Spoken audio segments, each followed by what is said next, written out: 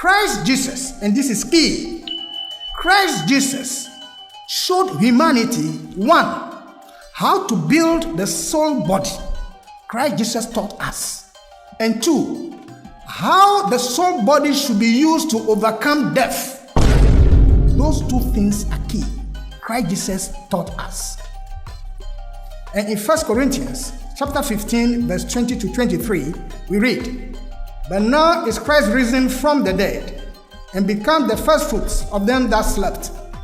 For since by man came death, by man came also the resurrection of the dead. For as in Adam all die, even so in Christ shall all be made alive. But every man in his own order, Christ the firstfruits, afterward they that are Christ at his coming." In John chapter 20, verse 26 to 29, we read about the soul body again. "And after 8 days again, his disciples were within, and Thomas with them. Then came Jesus, the doors being shut, and stood in the midst, and said, Peace be unto you. Then said he to Thomas, Reach hither thy finger, and behold my hands, and reach hither thy hand, and thrust it into my side, and be not faithless, but believing. And Thomas answered and said unto him, My Lord and my God. Jesus said unto him, Thomas, because thou hast seen me, thou hast believed. Blessed are they that have not seen and yet have believed. The soul body is the same nature as the body which Christ used after the crucifixion, and we are saying it on this platform. That is the body Christ Jesus used after the crucifixion. And this vehicle is referred to in 1 Corinthians chapter 15. Christ will not come back in the flesh because that will be retrogression for him. So he will never come back with the dance body. That will not happen. He will return using the vital body of Jesus of Nazareth. No more the dance body. It is for this reason that the vital body of Jesus of Nazareth is being kept and guarded by the holy ones, awaiting that day when the sons of God shall emerge. That is to say, when the vast majority of humanity have given birth to the soul body. There are many Bible quotations regarding the soul body or the spiritual body. 2 Corinthians chapter 5 verse 18 to 25. Romans chapter 8. Galatians chapter 4 and chapter 5. Genesis chapter 21. And Ephesians chapter 1. Let us look at Galatians chapter 4 verse 21 to 31, where Paul tells us about Hagar and Sarah. Tell me, ye that desire to be under the law, do ye not hear the law? For it is written that Abraham had 2 sons, the one by a bondmaid, the other by a free woman. But he who was of the bondwoman was born after the flesh, but he of the free woman was by promise. These things are an allegory. For these are the 2 covenants, the one from the Mount Sinai, which gendereth to bondage, which is Hagar. For this Hagar is Mount Sinai in Arabia, and Nazareth to Jerusalem, which now is and is in bondage with her children. But Jerusalem, which is above, is free, which is the mother of us all. For it is written, Rejoice, thou barren that bearest not. Break forth and cry, that thou travail not. For the desolate hath many more children than she which hath an husband. Now we, brethren, as Isaac was, are the children of promise. But as then he that was born after the flesh persecuted him that was born after the spirit, even so it is now. Nevertheless, what says the scripture?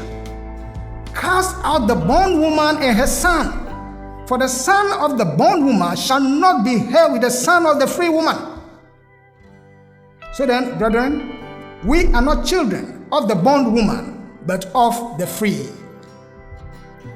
The soul body is linked with Christ. How?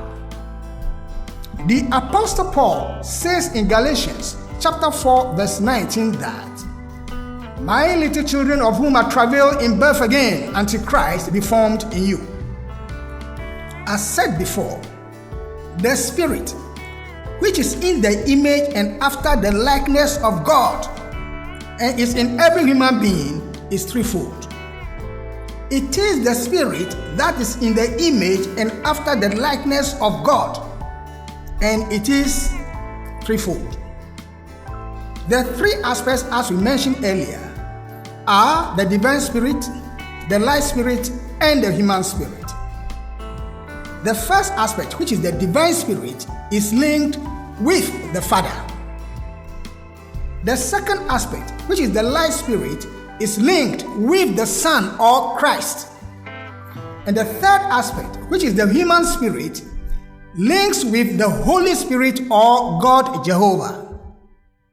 At the moment, humanity is conscious externally and using the dense body to unfold the human spirit in the physical world. That is what we are doing. The next phase of the journey through matter is for humanity to move to the etheric region of the physical world. That is the next movement. Only the vital body, or the etheric body, or the electric body, or the spiritual body can function in the etheric region, not this dense body. It is made for this chemical region of the physical world, but not the etheric region. And we once again show to you this diagram, the U, where at the bottom we have completed half of the long journey. And half of that long journey, you can see the chemical region, which is the fourth stage. That is where we are now. And we are moving to the fifth stage. That fifth stage is the etheric region. That is where we are going to use the soul body, no more the dense body. Let us take note. The ethers that sustain, vitalize, and give life to all things is for Christ. Christ is responsible for sustenance of creation, and that is done through the ethers. Jehovah God is in charge of dense matter, physical creation. But the ethers, where we are moving, is for Christ. Just as for now, we are in the dense body, working in the physical world. The vital body is the material counterpart of the Son or the Christ. The second aspect of the Trinity, which is the Christ, the Son, the material counterpart is the vital body, not this dense body. It means that to meet or to be with Christ, the individual should function consciously in the soul body. That is it. To meet or to be with Christ, the individual must consciously function in the soul body. And in 1 Thessalonians chapter 4, verse 17 and 18, we read, "Then we which are alive and remain shall be caught up together with them in the clouds to meet the Lord in the air, and so shall we ever be with the Lord. Wherefore, comfort one another with these words." We say emphatically on this platform that the vehicle which Christ will use when he comes again will be the vital body. That we say, not the dense body. If you are thinking or waiting for a physical Christ to come again and take you away, then you have to give a second thought to that. He will come back using the vital body of Jesus of Nazareth. Jesus did not only give his dense body, he also gave his vital body to the Christ. You may say that, but Jesus of Nazareth was killed on Golgotha more than 2,000 years ago. He died. But if you have spiritual knowledge, you will not say so. Jesus of Nazareth has overcome death. There are other holy people who have also overcome death. They set the example for humanity to follow. That is what they did. Take note. Building the soul body and coming out consciously from the dense body does not mean that immediately the individual has spiritual powers. It is important we get that. It does not also mean that the individual knows all about the spiritual world. We are saying this as repetition. There is a lot more to learn and experience, especially the spiritual laws, how to function and use the associated powers. It does not mean that immediately the individual has the ability of clairvoyance, telepathy, and the rest. No, it doesn't mean that. Some people develop those faculties first, before separation of the two higher ethers from the lower ones. Others, they have the separation of the higher ethers first, before developing those faculties. In conclusion, let us take note that the spirituality of Christianity is the substance of the religion. The material aspect is but a shadow of what is to come. With time, the spirituality of Christianity will become stronger among humanity. And the essence is to raise consciousness of humanity so that we can make this world a better place. Let us strive to know so that we can do. Let us not be ignorant, because ignorance is not a virtue. Love and selfless service is what is required. They are the only ones that can build the soul body. Let us love and offer selfless service so that we can be part of the new earth that is to come. We hope this episode has added to your spiritual knowledge. If you have any comments or suggestions, you can post to our comments section.